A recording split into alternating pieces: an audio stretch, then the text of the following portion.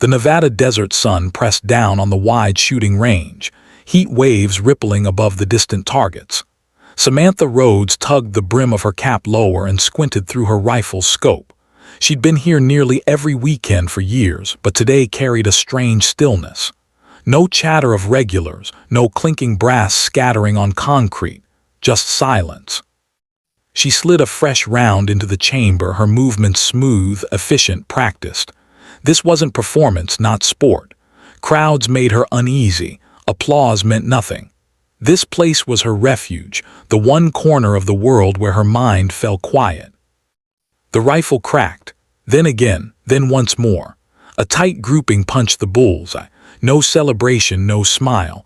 Only small adjustments, wind, breath, drop made almost unconsciously. At the far end of the range, a man in a sun-bleached cap stood with arms folded. His stance was casual, but his eyes sharp and unblinking. His close-cropped hair and square jaw carried the unmistakable stamp of discipline. This was Commander Daniel Cross, a decorated Navy SEAL who'd spent 2 decades in service. Passing through Nevada to see an old friend who owned the range, Daniel had seen every kind of shooter, mediocre, skilled, exceptional. But the woman in Lane 9 was different. Her form wasn't textbook, yet it was flawless. She wasn't bound by protocol like soldiers were. She obeyed rules written into her muscles. Each movement was stripped of hesitation, waste, or doubt. She flowed from prone to kneeling to standing, rifle rock steady, groupings impossibly tight. Civilian casualness lingered in her posture, but just beneath it was instinct, combat instinct. Break in the rhythm, the shadow of the past. Samantha wasn't aware she was being watched. In her mind, she was back in Montana, lying in tall grass with her father's old Winchester. Thomas Rhodes, a man of few words, had been a veteran who rarely spoke of his service. Instead, he taught her the language of wind, the patience of breath, the respect for one clean shot. When he died, she was 17. He left her one keepsake, his custom-built sniper rifle. Only later, tucked in its case, she found a faded photo of him in desert camo, standing with a squad whose faces were shadowed. On the back, one word was scrawled: Fallujah. The range's owner, Marcus Lee, strolled up. "Sam, mind if someone shares your lane? Just passing through, wants to try out a rifle." She shrugged, sure. Daniel walked forward with unhurried confidence. He set a rifle bag on the bench but didn't open it. Instead, he gestured to her target. "Mind if I watch you run a set?" Sam's eyes narrowed, but she didn't reply. She simply aimed downrange, dialed in a steel plate at 800 yards and fired. A clean ping echoed back. She repeated at 1,000. Same result. Daniel's mouth twitched toward a smile. "Ever serve?" "No," she checked her chamber. "Ever think about it?" She glanced at him. "Not my path." The impossible shot. Daniel motioned toward a faint speck nearly 1,400 yards away. A plate few even tried for. Too far, too much drift, barely visible without perfect adjustments. "Bet you can't hit that in one."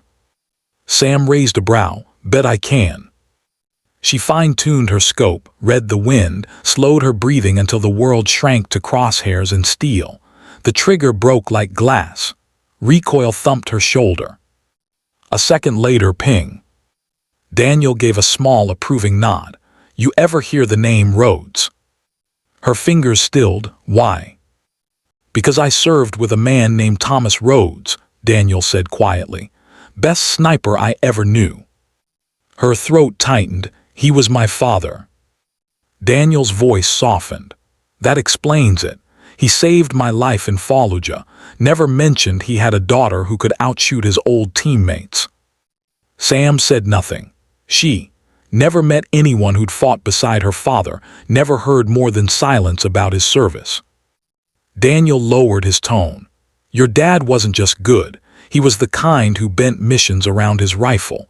Once I was out of ammo, pinned down, enemy closing in. He took a 1,500-yard shot through a dust storm, neutralized the threat, then just muttered, 'Wind's tricky today.' That was Thomas Rhodes. Sam held her rifle, emotions storming beneath her calm. Daniel studied her, then stepped back. He raised his hand in a crisp salute. Sam blinked. "What are you doing?" "Honoring the finest marksman I've seen since your father, and I don't give salutes lightly." Around them, a few shooters had fallen silent, sensing weight in the air. Daniel lowered his hand. "There's a training facility a couple hours from here, civilian-friendly. They take exceptional shooters, help them reach competition levels. With your talent, you set records." Sam shook her head. "That's not why I shoot." "Then do it for him," Daniel said softly.